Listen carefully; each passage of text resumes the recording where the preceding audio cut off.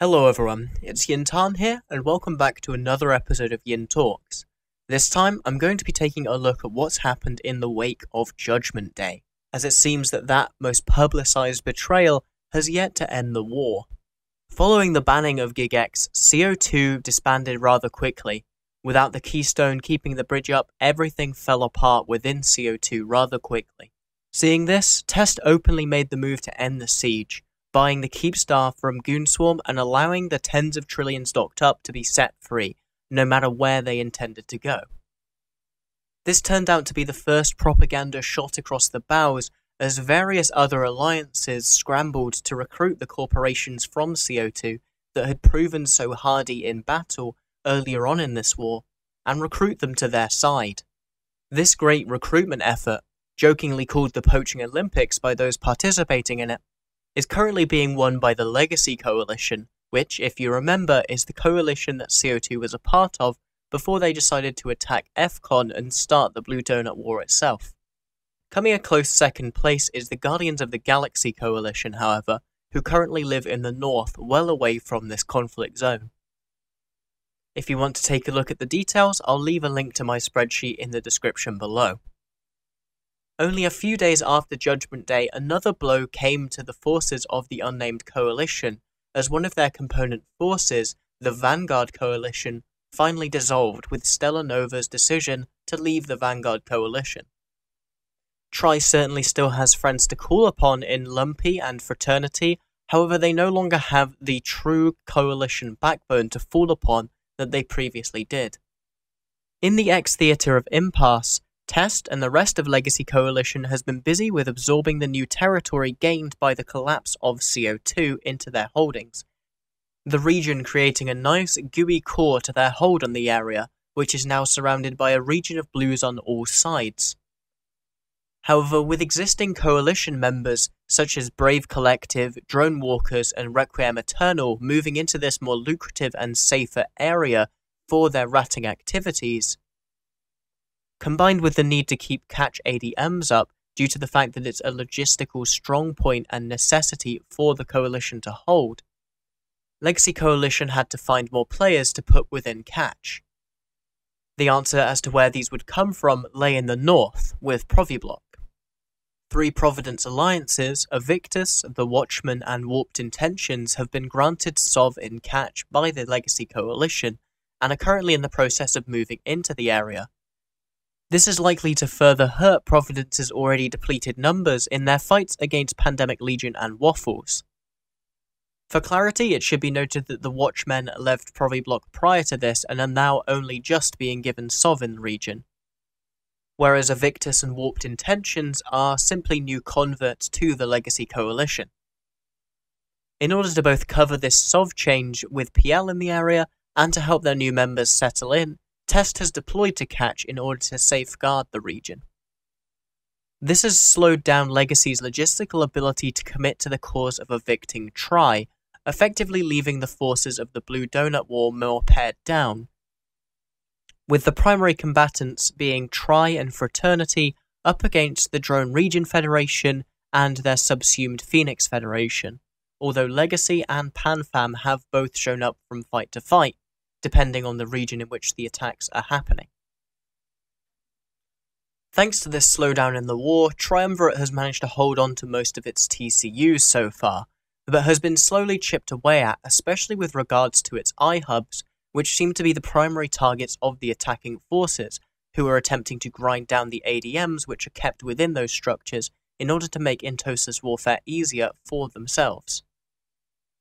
In addition, the previous attrition of FCON's Fortizars within the area seems to have stopped, a process which Triumvirate was heading up prior to the collapse of CO2.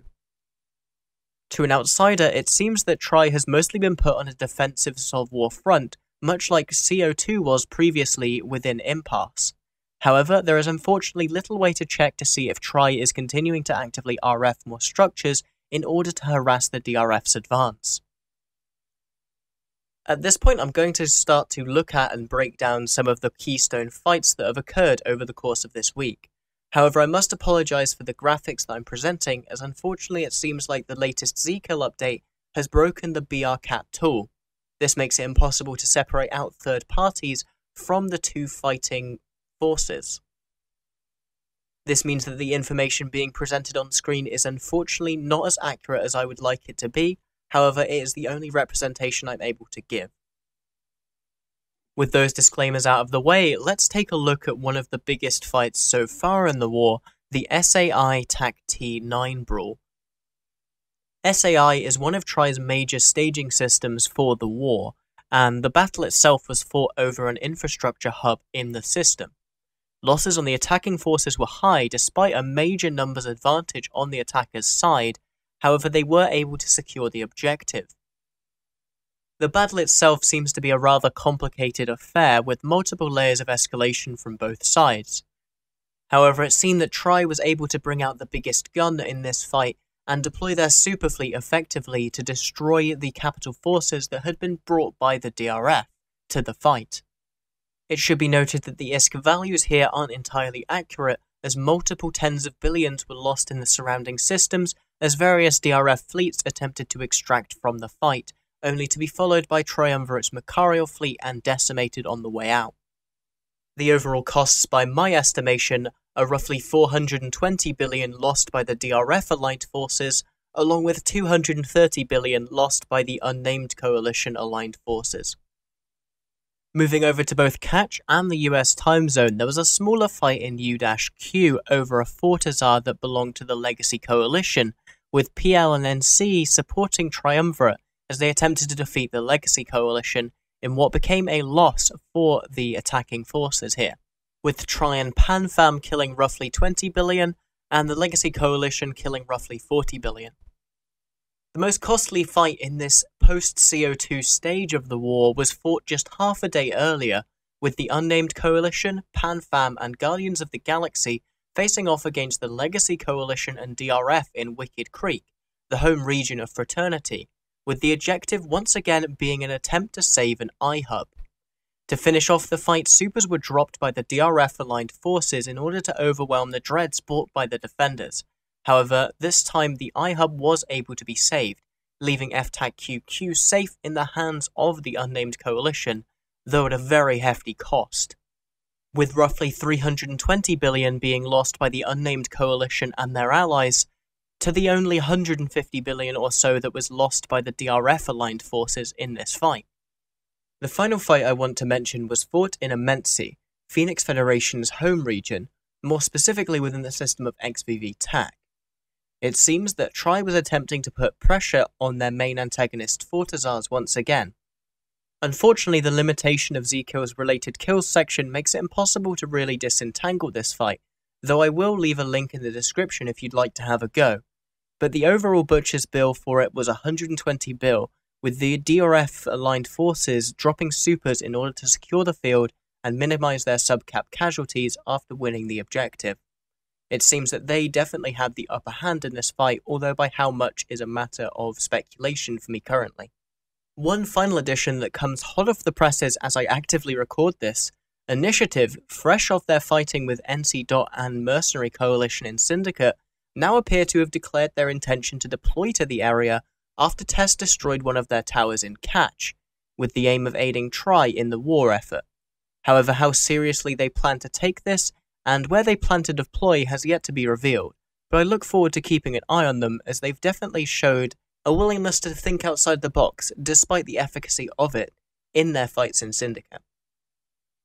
Despite these newfound allies, the outlook does seem rather bleak for Triumvirate, but it doesn't seem to have stopped them from fighting to the last for their home in the south, and that's something you absolutely have to respect. I look forward to seeing what continues to happen in this war, especially as more and more forces seem to be being drawn to the area. Who knows, perhaps this will spark the PanFam versus Imperium war that we were all hoping for during their brief deployment to the north. Anyway, please let me know if you enjoyed this look at some more of the fights that have been going on in the war, or if you prefer a more succinct overview of the general moves that have been going on in the theatre. And I'd also like to just take a moment to make a personal plea to Triumvirate and Fraternity to please name their coalition, as it's really hard to say unnamed coalition all the time.